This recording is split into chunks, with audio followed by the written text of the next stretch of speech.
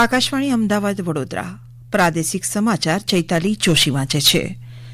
કેન્દ્રીય આવાસ અને શહેરી બાબતોના રાજ્યમંત્રી કૌશલ કિશોરે જણાવ્યું છે કે 2047 સુધીમાં વિકસિત ભારતની નેમ વિકસિત અને આત્મનિર્ભર પરિવારો દ્વારા જ હાંસલ કરી શકાય છે. મંત્રીએ આજે ગાંધીનગરમાં મહાત્મા મંદિર ખાતે લાઇવેબલ સિટીઝ ઓફ ટુમોરો વૈશ્વિક સમિટના ઉદઘાટન સત્રને સંબોધિત કરી રહ્યા હતા.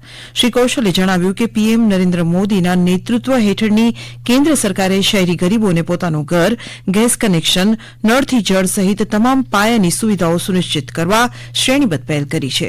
મંત્રીએ શહેરો સમક્ષ ઝડપી શહેરીકરણને મુખ્ય પડકારો પૈકીના એક તરીકે ટાંક્યું અને શહેરીકરણ માટે સ્માર્ટ અને પર્યાવરણને અનુકૂળ ઉકેલ શોધવા અને સ્થળાંતરિત મજૂરોને જરૂરિયાતોને પૂર્ણ કરવા ઉપર ભાર મૂક્યો હતો.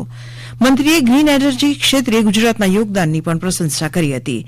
ગુજરાતના મુખ્ય સચિવ રાજકુમારે પણ ટકાઉ અને દરેક આફતને પહોંચી વળવા સક્ષમ એવા શહેરો બનાવવા માટે નવતર રોકાણ મોડલ આવશ્યક હોવાનું જણાવ્યું.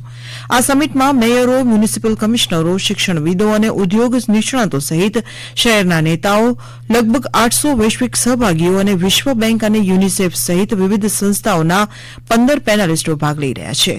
3 સત્રોમાં યોજાઈ રહેલી આ પરિષદમાં આવતીકાલના રહેવા યોગ્ય શહેરથી ડિઝાઇનથી માંડીને ટકાઉ ફાઇનાન્સિંગ સાધનો સહિતના વિષયોને આવરી લેવાયા છે.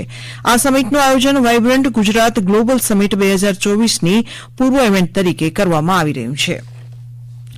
દેશ સહિત રાજ્યભરમાં આજે સરદાર વલ્લભભાઈ પટેલની પુણ્યતિથિ પર તેમને શ્રદ્ધાંજલિ અર્પણ કરવામાં આવી રહી છે. પ્રધાનમંત્રી નરેન્દ્ર મોદીએ શ્રી પટેલને શ્રદ્ધાંજલિ આપતા એક સોશિયલ મીડિયા પોસ્ટમાં જણાવ્યું કે તેમના દૂરંદેશી નેતૃત્વ અને દેશની એકતા પ્રત્યે અતૂટ પ્રતિબદ્ધતાએ આધુનિક ભારતનો પાયો નાખ્યો હતો. કેન્દ્રીય ગૃહમંત્રી અમિત શાહે કહ્યું કે સરદાર પટેલનું જીવન અને ભારતના પ્રથમ ગૃહમંત્રી તરીકે તેમણે કરેલા કાર્યો હંમેશા દેશવાસીઓને માર્ગદર્શન આપશે. દરમિયાન રાજ્યભરમાં સરદાર પટેલની પુણ્યતિથિ નિમિત્તે શ્રદ્ધાંજલિ કાર્યક્રમો યોજાઈ રહ્યા છે. ગુજરાત સરકારે યુવાનો માટે સરદાર પટેલ સુશાસન મુખ્યમંત્રી ફેલોશીપ કાર્યક્રમ રજૂ કર્યો છે.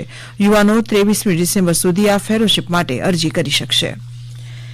અમદાવાદ મેટ્રો રેલ પ્રોજેક્ટના મોટેરાથી ગાંધીનગરના બીજા તબક્કાની ટ્રાયલ રન આગામી એપ્રિલ મહિનામાં હાથ ધરવાનું આયોજન છે.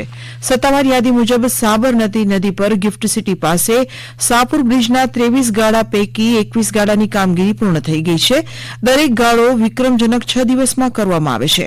આ કામગીરી પૂર્ણ થયા બાદ રેલિંગ, મેટ્રોના પાટા, પાવર સપ્લાય માટે થર્ડ રેલ અને સિગ્નલનું કામ હાથ ધરીને કરાશે.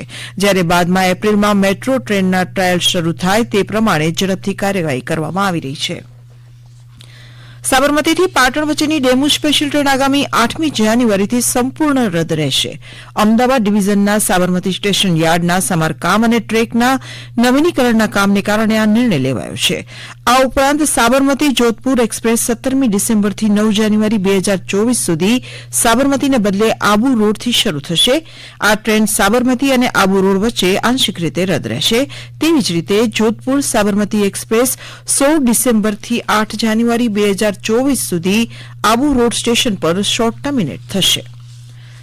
અમદાવાદ ખાતેના મહારાષ્ટ્ર સમાજ દ્વારા અમદાવાદના ટાગોર હોલમાં આજથી 3 દિવસ શતાબ્દી મહોત્સવ પ્રારંભ થયો છે. આજે ઉજવણીના ભાગરૂપે મહારાષ્ટ્ર શિક્ષણ મંડળનો અમૃત મહોત્સવ કાર્યક્રમ યોજાશે. ત્યારબાદ સાંજે હાસ્ય એકાંકી યોજાશે.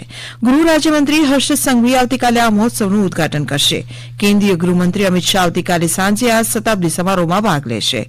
શતાબ્દી મહોત્સવની ઉજવણી નિમિત્તે મહારાષ્ટ્ર સમાજ દ્વારા food festival, Saregama fame Amruta Natu અને ગૌરવ બાંગિયાના સંગીત કાર્યક્રમ, મહિલા સામાજિક સાંસ્કૃતિક કાર્યક્રમ, વ્યવસાયિક સંમેલન, મ્યુઝિકલ કોમેડી તેમજ નાટક સહિતના વિવિધ કાર્યક્રમો યોજાશે.